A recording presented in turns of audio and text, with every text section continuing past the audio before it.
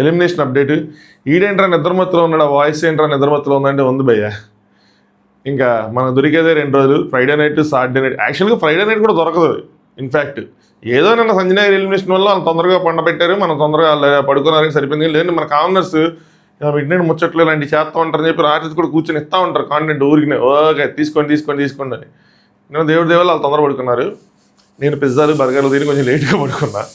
Anyway let start. లేదంటే కింద వచ్చేసి ఉంటుంది ఈ పాటికి. స్టార్ట్ చేయలేదు, లేదు మినిట్స్ చేసేస్తారు ఈ మధ్య, ఇక్కడి నుంచి స్టార్ట్ అవుతుంది అని దెబ్బ కొడుతున్నారు మీరు నన్ను. సరే హాయ్ ఫ్రెండ్స్, నా పేరు Anand, welcome to top news. నా చిలింగిన ఫస్ట్ యాక్చువల్ నేను పడుకుంటూ నాకు ముందే వచ్చింది కానీ స్టిల్ నేను ఇన్స్టాగ్రామ్లో పెట్టాను. నాకు తెలిసి ఇన్స్టాగ్రామ్లో నేనే టోటల్గా నేనే ఫస్ట్ పెట్టానేమో అని అనుకుంటున్నా. మళ్ళీ ఆడ కాబోగొట్టి ఇక్కడ కాబోగొట్టాను అనద్దు. సో ఇన్స్టాగ్రామ్ లింక్ కింద డిస్క్రిప్షన్లో ఉంటుంది, ఫాలో అవుతూ ఉండండి. అప్డేట్స్ ఏమైనా ఉంటే మంచి అప్డేట్స్ ఖచ్చితంగా పోస్ట్ చేస్తూ ఉంటా. అలాగే నిన్న లాస్ట్ వీడియో ఈరోజు షూటింగ్లో ఏం జరగబోతుంది, నాగార్జున గారు ఎవరెవరిని ఎలాంటి క్వశ్చన్లు అడగబోతున్నారు అన్నది షూట్ అయిపోయింది నిన్న ఆల్రెడీ. అందుకే ఈరోజు ఎర్లీ మార్నింగ్ ప్రోమో వచ్చింది. నిన్న కూడా ఇది ఎపిసోడ్ రివ్యూలో చెప్పా, ఎర్లీ వస్తుంది రేపు ప్రోమో అని చెప్పి. సో చూడండి వాళ్ళు, మీకు ఈరోజు ఏం జరగబోతుంది అన్నది ఒక ఐడియా వచ్చేస్తుంది. ఇంక ప్రోమో అనాలిసిస్ లాంటివి ఏం చేయవసరంలా. సరే ఎలిమినేషన్ ఎవరయ్యారంటే, ఎలిమినేషన్ మేజర్గా 3 విషయంలో దోబూచులాడింది. అది ఎవరంటే, ఫస్ట్ వ్యక్తి రీతు, సెకండ్ వ్యక్తి కళ్యాణ్, థర్డ్ వ్యక్తి ప్రియా. వీళ్ళ 3 మధ్యలో ఉంది. హరీష్ గారు కొద్దిగా సేఫర్ సైడే ఉన్నారు.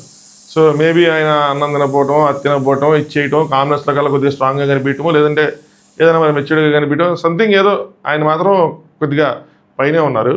అయితే ఇక్కడ వీక్ అంతా ఒక అనాలిసిస్ ఉండే, 1-2 టాస్కుల వల్ల పర్సెప్షన్స్ చేంజ్ అయిపోద్ది, ఓటింగ్ చేంజ్ అయిపోద్ది, వక్తు బదులుగా జస్బా బదులుగా అంటారు సార్ మేము. అలాగా చేంజ్ అయిపోయిందంటే అయిపోయిందేమో అనిపించింది. రీతుకి హై ఛాన్సెస్ ఉండే, అది నిజమే. మీరు ఏదైతే సోషల్ మీడియాలో అన్నారు రీతుకి హై ఛాన్సెస్ ఉన్నాయని చెప్పి నిజమే. బట్ ఏంటంటే అట్లీస్ట్ అమ్మాయికి పులిహార కాంటెంట్ ఎంత ఉందో దాన్ని పక్కన పెడితే స్టాండ్ బలంగా తీసుకుంటుంది. ఎక్కడో చోట తీసుకున్నప్పుడు టాస్క్లో కూడా బలంగా ఆడుతుంది. ఇన్ఫ్యాక్ట్ నేను ఏదో రోజు అమ్మాయి గేమ్ చూస్తుంటే నేను తమ్ముళ్ళు కూడా అనుకుంటున్నా రాక్షసి అని చెప్పి పెడదామని చెప్పి ఏదో రోజు. ఎందుకంటే ఎక్కి కూర్చుంటుంది అంతే. శ్రీజ మీద కానీ తనుజ గారి మీద అట్ట ఎక్కి కూర్చుంది. అది ఎంతవరకు కరెక్ట్ కాదా అని అంటే వేరే విషయం. అమ్మాయికి ఉన్న బలం ఇంకో అమ్మాయికి లేదంటే ప్రస్తుతం మాత్రం ఎవరిలో కనిపించట్లా నాకు. అంత బలం పెడుతుంది, తెలివి పెడుతుంది. 3 బాల్స్ దొరికినాయి ఆగిపోదాం అని అనుకోలే, అన్ని బాల్స్ తెచ్చేసి ఇద్దరు అవుట్ చేసేద్దాం అనుకుంది గేమ్లో నుంచి. సో అది కొద్దిగా చూసి చాలామంది తను డిజర్వింగ్ అని అనిపించుండొచ్చు గేమ్లో. సో అది కాపాడిందేమో అనుకుంటున్నా. అండ్ దానికి ఓట్స్ వచ్చేసి నేను మాత్రం అన్ని ఓట్స్ ఏమి రాలా, స్టిల్ డేంజర్ జోన్లోనే ఉంది రీతు. బట్ కొద్దిగా స్లైట్ డిఫరెన్స్ ఉంది అని చెప్పి నాకు తెలిసింది.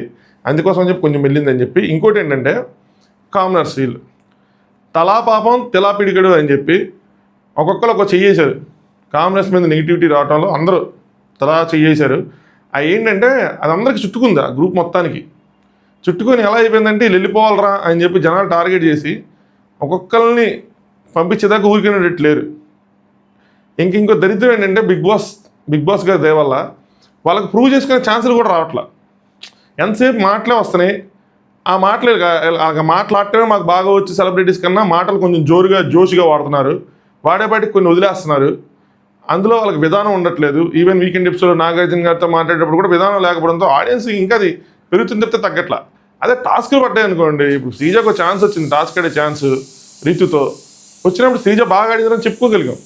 అలాగే కళ్యాణ్కి, ప్రియాకి అందరికీ టాస్కులు పడి ఉంటే ఓకే బాగా ఆడారు. ఎంతసేపు ఐదర్ సంచాలక అవటం, లేదంటే ప్రేక్షకులు అవటం, లేదంటే నామినేషన్లో మాట్లాడటం, లేదంటే ఇంకో విషయంలో మాట్లాడటం, వీకెండ్ మాట్లాడటం, ఇవే ఉంటాయి. వాళ్ళకి మైనస్ అవుతూ ఉంది.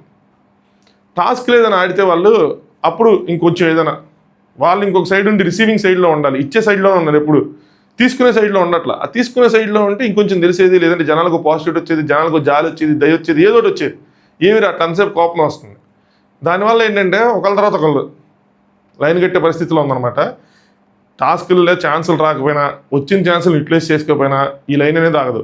అట్ నా పాయింట్ ఆఫ్ వ్యూ ఏంటంటే ఇలాంటి ఎలిమినేషన్ లేదు, కామనర్స్ ఎలిమినేషన్ అవుతున్నారు. ఇది ఫెయిర్ అన్ఫెయిర్ అంటే ఓపెన్గా చెప్తున్నా. నాకు తెలుసు నేను వీళ్ళకి అబ్బా సాయిరామ్ వెళ్ళిపోతున్నారా సూపర్ రా బిట్టు అంటే నాకు లైక్లు వచ్చేస్తే, నాకు కామెంట్లు వచ్చేస్తే, ఎందుకంటే 80% ఆఫ్ ద ఆడియన్స్ పైగా వాళ్ళకి ఆపోజిట్గా ఉన్నారు. బట్ నేను చెప్తాను, యాజ్ బిగ్ బాస్ అభిమానిగా, బిగ్ బాస్ వ్యూవర్గా, నెగిటివ్ రివ్యూవర్గా కాదు, నేను చెప్తాను చూడండి. నాకేమనిపిస్తుంది అంటే ఫ్లోరా గారు ఉన్నంతకాలం హౌస్లో ఎవరు ఎలిమినేట్ అయినా అది అన్ఫేర్ అనుకుంటాను నేను. ఇంతకుముందుకు నేను చెప్పడానికి ట్రై చేశాను కానీ వినిపించే పరిస్థితి లేరు. ఎందుకు అనుకుంటానంటే వీళ్ళు ఏదో ట్రై చేస్తారనిపిస్తుంది నాకు.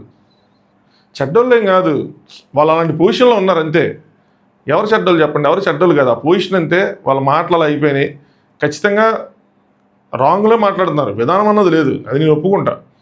కానీ తప్పన వాళ్ళకి ఏదో చెయ్యాలి, గేమ్ లేదు ఆడాలి, కనిపించాలి, ఉండాలి అని. ఫ్లోరా గారి దాంట్లో నాకు ఏం కనిపించు.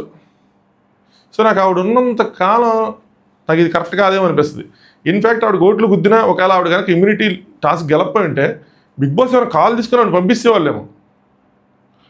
సో అలాంటిది ఇప్పుడు గెలిచారు. ఇక్కడ చాలా ట్విస్ట్లు ఉన్నాయి. వీకెండ్ సండే రోజు ఉంటాయి. ఏంటంటే ట్విస్ట్లు ఏంటంటే, సరే ఫస్ట్ ఎవరు ఎలిమినేట్ అయ్యారు ఇంతమట్టుగా చెప్పలేదు కదా, ఐఎమ్ రియల్లీ సారీ.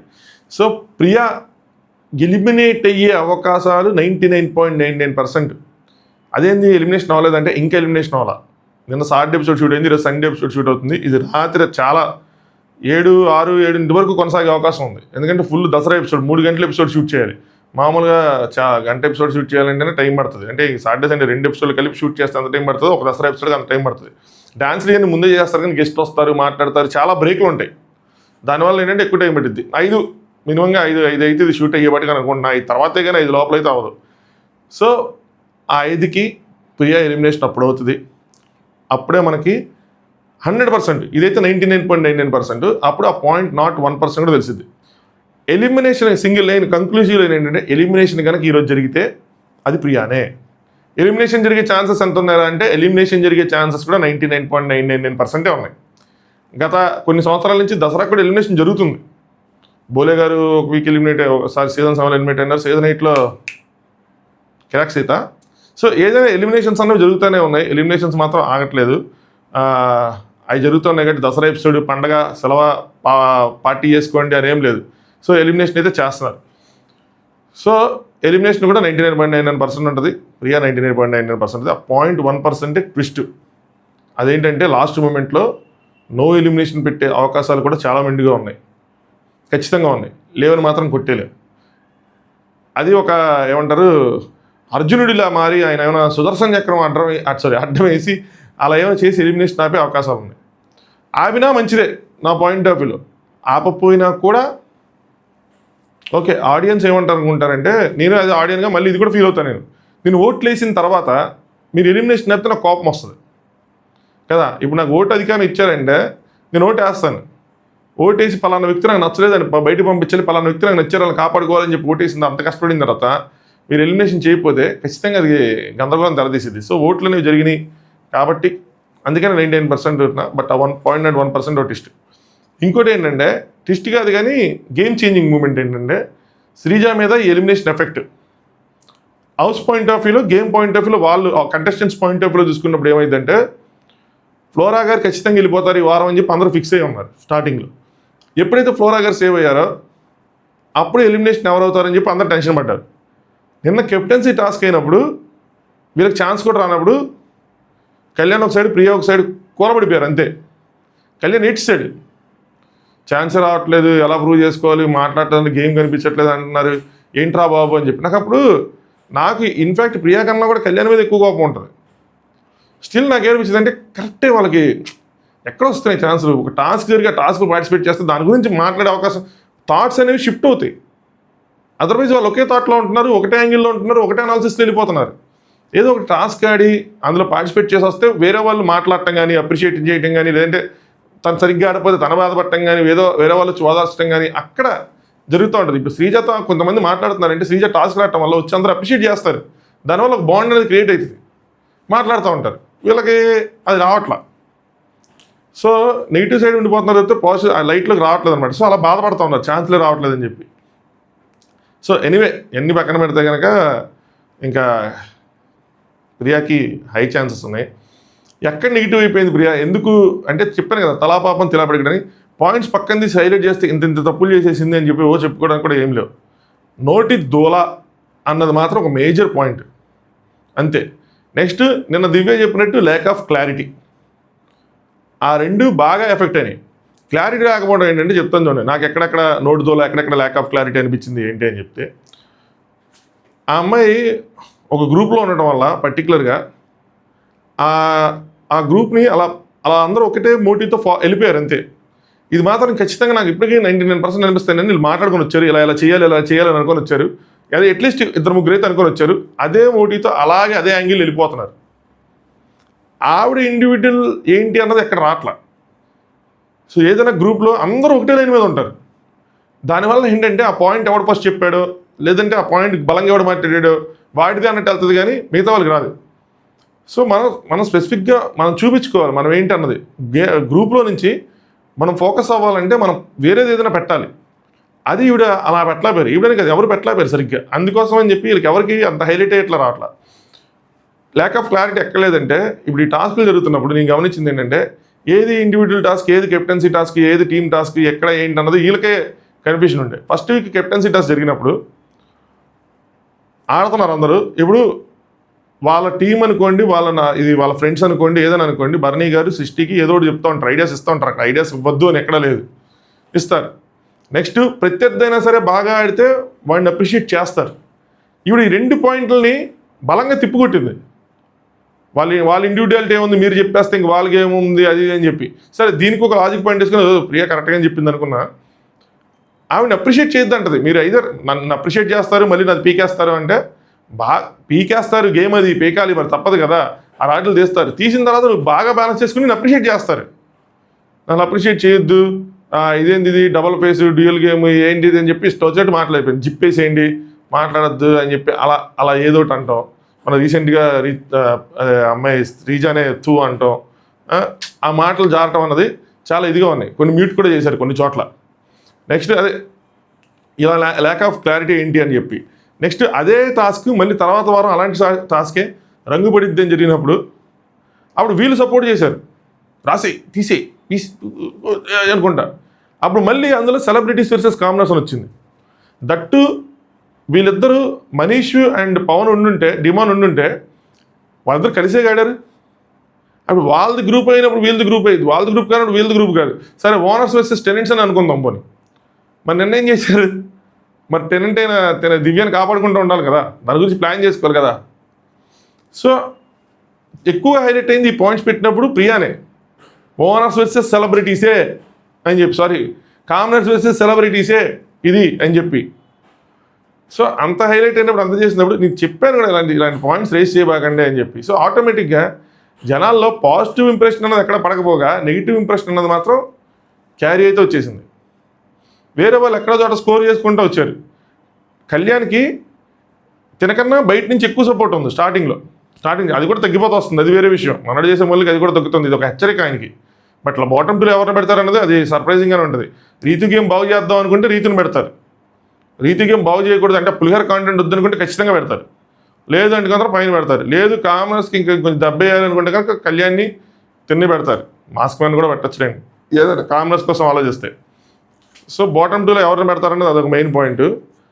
ఈ కామనర్స్ వర్సెస్ సెలబ్రిటీస్ జిప్ వేసుకోండి, అంతకుమించి మిగతా వాళ్ళని చూసుకుంటేనేమో కళ్యాణ్కి బయట నుంచి ఎక్కువ సపోర్ట్ ఉంది కాబట్టి ఆయన కొంచెం ఓట్స్ ఎక్కువ పడతాయి. రీతుకి ఏంటంటే బయట ఒక గందరగోళ పరిస్థితి అయితే నెలకొంది, బాగా నెగిటివ్ అయింది, అది కూడా చెప్పుకోవాలి. కానీ కొంచెం ఎక్కువ నెగిటివ్ అవటం వల్ల ఏంటంటే కొద్దిగా పాజిటివిటీ కూడా వస్తుంది, ఆపోజిట్ వాళ్ళు కూడా నుంచుంటారు. ఎందుకు ఈ టైంలో ఇదంతా జరుగుతుంది అని ఆలోచించే వాళ్ళు కూడా ఉన్నారు. నాకు మెసేజ్లు కొన్ని వచ్చినాయి అనమాట, ఏందన్న ఇప్పుడు ఎందుకు జరుగుతుంది, ఇంతకుముందు ఎందుకు జరగలేదు అలా అని చెప్పి.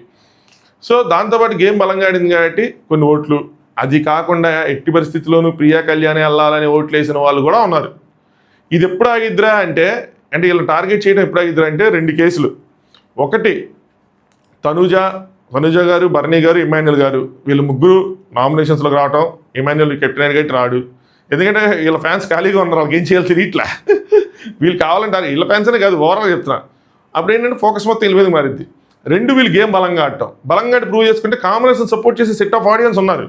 నాకు మెసేజ్లు వస్తూ ఉంటాయి, నన్ను దుబ్బుతూ ఉంటారు, మీరు ఆ టైటిల్ పెట్టట్లేదు, ఇది పెట్టట్లేదు, అది పెట్టట్లేదు, వాళ్ళని హైలైట్ చేయడం. ఏడ బ్రో హైలైట్ చేసేది, హైలైట్ చేసే ఛాన్స్ ఇస్తే హైలైట్ చేస్తాం కానీ హైలైట్ చేసే ఛాన్స్ ఆడుతున్నారు. శ్రీజ బాగా ఆడుతుంది, శ్రీజ బాగా ఆడుతుందని చెప్పగలుగుతుంది ఎక్కడో చోట టాస్క్ ఏదో ఆడితే. మిగతా వాళ్ళు ఎక్కడ ఇస్తున్నారు మన ఛాన్స్, ఇవ్వకుండా మనం ఏం పెడతాం. హరీష్ అన్న సూపర్గా అన్నం తినకుండా నిరాహార దీక్ష చేసాడని పెడతామా, పెట్టలేం కదా. ప్రియ ఎంత చక్కగా ఉందరా, క్యూట్గా ఉందని పెడతామా, పెట్టలేం కదా. ఒరే కళ్యాణ్ ఎంత చక్కగా యాటిట్యూడ్తో అంటున్నారా అని చెప్తామా? పెట్టలేం కదా. ఎలా పెడతాం? ఛాన్స్ ఇవ్వాలా. ఇస్తే ఆవిడ పెట్టకపోతే అప్పుడు క్వశ్చన్ చేయాలా. ఇవ్వకుండా ఆడ పెడతాం. అప్పటికి ఇన్ఫ్యాక్ట్ నేను చాలా చోట్ల వాళ్ళ సైడు పిల్లలు అంటే ఏజ్ తక్కువ ఉంది, కొంచెం మెచ్యూరిటీ తక్కువ ఉంటుంది, గేమ్ బాగా ఆడాలని తప్పన ఈ అగ్ని పరీక్ష నుంచి వచ్చిన ఓవర్ కాన్ఫిడెన్స్ వీటి వల్ల ఇలా ఉంటున్నారు అన్న విషయాలు కూడా చెప్తున్నాను నేను. అలాంటి చెడ్డోళ్ళు కాదని చెప్పి. అయినా సరే కాంబినేషన్ టార్గెట్ చేస్తున్నాం అని ఇంతే ఉంటుంది. 3 వారాలు అయిపోయిన తర్వాత నుంచి ఇంక నాకు అలవాటే. నాకు ప్రతి చేయడం నేను న్యూట్రల్ పర్స్పెక్టివ్ వెళ్తూ ఉంటాను. నన్ను ఏదో ఒకటి అంటూ ఉంటారు. ఇమాన్యుయల్ లేపినప్పుడు ఇమాన్యుయల్ పిఆర్ అంటారు. ఇప్పుడు ఇమాన్యుయల్ గాస్కర్ ఇచ్చేయండి అంటే టార్గెట్ చేశాను అంటారు. తనుజ లేపినప్పుడు తనుజ పిఆర్ అంటారు. తనుజ రాము విషయాలు ఓవర్ చేశారు, అరవకుండా ఉండాల్సిందంటే తనుజ అంటే నీకు ఇష్టం లేదా అంటారు. ఇదే ఉంటుంది. అందుకే నా గ్రోత్ స్టార్టింగ్లో 3-4 వేలు పెరిగి సుమ్మని అందరికీ న్యూట్రల్ పర్స్పెక్టివ్ ఉన్నప్పుడు దాని తర్వాత ఫ్లాట్ అయిపోతుంది. But still it's okay. నేను అలాగే ఉంటాను. నాకు న్యూట్రల్ నాకు ఏమనిపించింది అదే మైండ్తో వెళ్తూ ఉంటాను. సో ఇది కంక్లూజన్ ఏంటంటే ప్రియా ఎలిమినేషన్, డబుల్ ఎలిమినేషన్ లేదు. ఓన్లీ థింగ్ శ్రీజ దాన్ని ఎలా తీసుకుంటుంది ఏంటి, తన పాయింట్ ఆఫ్ వ్యూలో తను హరీష్ కానీ రాము కానీ వెళ్ళిపోతారనుకుంది. నిన్న కళ్యాణ్తో మాట్లాడతా, కళ్యాణ్ నువ్వు సేఫ్రా, ఏడుస్తూ అంటే నువ్వు సేఫ్రా, ప్రియా సేఫ్రా అన్నారు. సో ఇప్పుడు బ్లేమ్ అనేది కొద్దిగా కళ్యాణ్ కానీ హరీష్ కానీ అందరూ బ్లేమ్ అనేది శ్రీజ మీద పుట్ చేస్తారు. నువ్వు ఆ రోజు రీతుకి ఇచ్చేస్తున్నావు. ఈవెన్ పవన్ కూడా పెడతాడు, డిమాండ్ పవన్ ఖచ్చితంగా పెడతాడు ఈ పాయింట్. ఎందుకంటే డిమాండ్ పవన్ రీతుతో మాట్లాడుతూ ఉన్నాడు. అసలు ఎందుకు చేస్తున్నా అర్థం కావట్లేదు, ఇప్పుడు డేంజర్ ప్రియాకి వచ్చిద్ది అని చెప్పి కరెక్ట్గా చెప్పాడు. రాగానే నువ్వు ఖచ్చితంగా పాయింట్ పెడతాడు. సో పెట్టి నువ్వు గ్రూప్ నీ వల్ల అన్యాయం జరిగింది అన్నట్టు, నీ ఈగో వల్ల నీ ఈగో సాటిస్ఫాక్షన్ కోసం నువ్వు ప్రియాని బలి చేస్తావు అన్న పాయింట్ అయితే వస్తుంది చూడండి. సో అదర్వైజ్ నువ్వు రీతిని వదిలేసి ఉండింటే కనుక రీతి పెట్టుకుని ఉంటే ఫ్లోరా కూడా ఉండేది, ఫ్లోరా వెళ్ళిపోయే ఛాన్సులు ఉండేవి, మనం సేఫ్ ఉండేవాళ్ళం అని చెప్పి అనుకుంటారు. సో శ్రీజ కూడా ఈ విషయంలో బాగా బాధపడుతుంది, నేను తప్పు చేశాను గేమ్లో అని చెప్పి. సో అది సంగతి. ఎలిమినేషన్ 99.99% ఉంటుంది. ప్రియా 99.99% వెళ్ళిపోతుంది. ట్విస్ట్ ఉంటే నో ఎలిమినేషన్ అనే ఛాన్స్ కూడా ఉంది, ఆ 0.01%. అది కనుక ఉంటే ఖచ్చితంగా కింద షూట్ అయిపోగానే నేను మీకు ఇన్స్టాగ్రామ్లో అప్డేట్ చేస్తాను. ఇన్స్టాగ్రామ్ లింక్ కింద డిస్క్రిప్షన్లో ఉంది, అక్కడ ఫాలో అవ్వండి. Thanks for watching. మర్చిపోయా, ప్రియాని ఎలాంటి క్వశ్చన్లు అడగాలని మీరు అనుకుంటున్నారు? అంటే ఇలా ఇది అడగాలి, ఈ పాయింట్ అడగాలని మీకు ఏదైనా ఉందా? నాకు క్వశ్చన్ ఉంది. నాకున్న క్వశ్చన్ ఏంటి తెలుసా? నాకు వెరైటీ క్వశ్చన్ ఉంటాయి అన్ని. నాకున్న క్వశ్చన్ ఏంటంటే, కాలచక్రం టాస్క్ ఏదైతే అయిందో దాని తర్వాత నాగార్జున గారు వీకెండ్లు అడుగుతూ ఉంటారు, కాలచక్రం టాస్క్ సంచాలకి ఇక్కడ ఓకేనా అంటే కరెక్ట్ కాదు సార్, కానీ నేను రీజన్స్ చెప్పాలనుకోవట్లేదు అన్నది. నాకు అది ఉండిపోయింది. ఏందని అది ఫస్ట్ క్వశ్చన్ అడగాలి బజ్లో, ఏంది ఎందుకు అని చెప్పి. తర్వాత దాన్ని డిపెండ్ చేసుకుంది అమ్మాయి. నాకు అర్థం కాల వేరియేషన్. అసలు ఫస్ట్ ఏం రాయాలనుకుంది ఏంటి అది తెలుసుకోవాలంది. ఇంకా రీజన్స్ చెప్పాలని వచ్చి సంచాలక రీజన్స్ కూడా చెప్పుకోవచ్చు, సంచాలకగా ఫెయిల్ అయింది. బట్ అంతే, అసలు అప్పటికే ఇంపాక్ట్ అయిపోయింది, పడిపోయింది. ఈ లెఫ్ట్ అయిన వెళ్ళిపోవాలని ఇంపాక్ట్ పడిపోయింది. సంచాలక బాగా చేసినా కూడా ఏమి ఉండదు ఆడ. అందుకే నీకు అసలు చెప్తున్నాను కదా, పెద్ద రీజన్స్ ఏమి లేవు. ఇంకా తలాపాపం తెలియపెట్టుకెళ్ళని అందరూ క్యూ కట్టున్నారు అంతే. చలో వీడియో లైక్ చేయండి, సబ్స్క్రైబ్ చేసుకోండి. ప్రోమో అనాలిసిస్ ఏమి ఉండదు నాకు తెలిసి, ఎందుకంటే నిన్నే నాగార్జున గారు ఏం చెప్తారని చెప్పి నిన్నే పెట్టేసుకున్నాం. లాస్ట్ వీడియో ఉంటుంది, అది చూడండి. 12 నిమిషాలు 13 నిమిషాలు ఉంటుంది, ఎంతసేపు కూడా ఉండదు.